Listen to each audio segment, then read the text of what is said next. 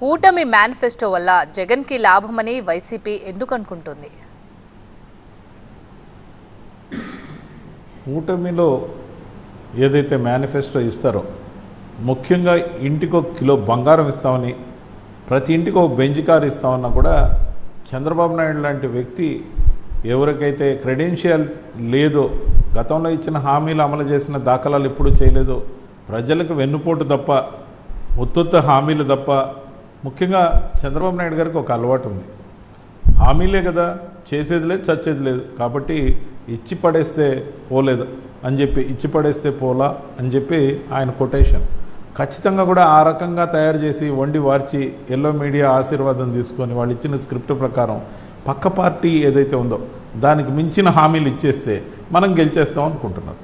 ముఖ్యంగా మేడం, గతంలో 2014లో ఇచ్చిన హామీల్లో రైతు రుణమాఫీ, డ్వాక్రా రుణమాఫీ అమలు చేయలేదు, ఇంటికో ఉద్యోగం ఇవ్వలేదు, నిరుద్యోగ వృత్తి ఇవ్వలేదు, ఇవన్నీ ఇందాక చెప్పా.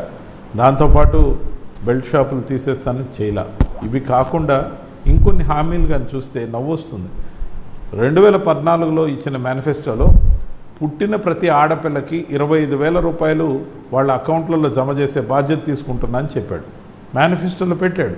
కానీ 2014 నుంచి 2019 వరకు చంద్రబాబు నాయుడు దృష్టిలో ఒక్క ఆడపిల్ల కూడా పుట్టలేదని తీర్మానించేశాడు. అంటే ఆయనకున్న జ్ఞానం ఎంత స్థాయిలో ఉందో ఆలోచించాలి. అంతేకాదు, ఆయనకి జెండర్ బేస్లో కూడా మహిళలంటే పెద్ద గౌరవం లేదు. కోడలు మగబిడ్డను కంటారంటే అత్త వద్దంటుందా అని చెప్పి ఏదైతే సామెతలు చెప్పి ముఖ్యంగా ఆడపిల్ల జననాన్నే అతను వ్యతిరేకించే రకంగా మాట్లాడాడు. దళితులను చూస్తే దళితుడిగా పుట్టాలని ఎవరైనా కోరుకుంటారా అని అడిగాడు. మరి నీచమైన మాటలతో పాటు రైతుకు సంబంధించి వ్యవసాయం దండగా మీరు ఏదైనా వ్యాపారం చేసుకోండి అని చెప్పాడు. అతనిలో ఉన్న ప్రతి ఒక్క కోణం కూడా ప్రజలకు ఉపయోగపడే కోణం కాదు. అతనికి వచ్చిన అధికారాన్ని అతను కానీ, ఓ 4 పత్రికాధిపతులు, ఛానల్స్ అధిపతులు కానీ, ఒక ముఠా ఉంది వాళ్ళకి. టాప్ 10 ఒక ముఠా అయితే ఇంకో 90 మంది, అంతా కలిపి ఒక 100 మంది, ఒక గంపగుత్తగా ఒక టీం ఉంది వాళ్ళకి. ఆ టీం తప్ప కుల ప్రాతిపదికన కూడా మిగతా వాళ్ళు బాగుపడింది లేదు.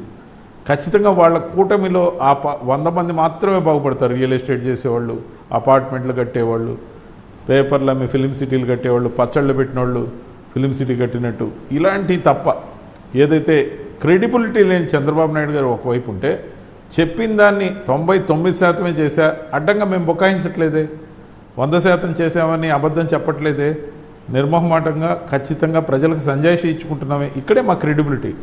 ముఖ్యంగా జనాన్ని అడుగుతున్నాం, మేము ఇచ్చిన హామీలు ఇంత చేయగలిగాం, మాకు తిరిగి అవకాశం ఇవ్వండి, మేము చేసిన మేలు మీకు చేరి ఉంటే, నేను మేలు చేశానని మీకు భావిస్తే, ఇది కదా ఉండాల్సింది. ఒక హీరో లాంటి లక్షణం ఉండాలి నాయకుల్లో. పలానా వాడు మా నాయకుడు అని చెప్తే మేము కాలరెత్తి ఇతని దగ్గర మేము పనిచేస్తున్నామని చెప్పుకునే స్థాయిని మాకు ఈరోజు వైఎస్ జగన్మోహన్ రెడ్డి గారు కల్పించారు. అదే చంద్రబాబు నాయుడు గారితో ట్రావెల్ అయ్యే వాళ్ళని వెన్నుపోటుదారులుగా, ఏమార్చేవాళ్ళుగా చూస్తున్నారు. ఎంత మంచివాడైనా చంద్రబాబు నాయుడుతో చేరితే ఆటోమేటిక్గా అతను కూడా చెడ్డవాడైపోతాడు. ఎంత చెడ్డవాడైనా వైఎస్ జగన్మోహన్ రెడ్డి గారితో ఎవరైనా చేరితే ఆటోమేటిక్గా జగన్మోహన్ రెడ్డి గారి నాయకత్వంలో కొన్ని మంచి గుణాలు వస్తాయి. ఇంత తేడా ఉంది.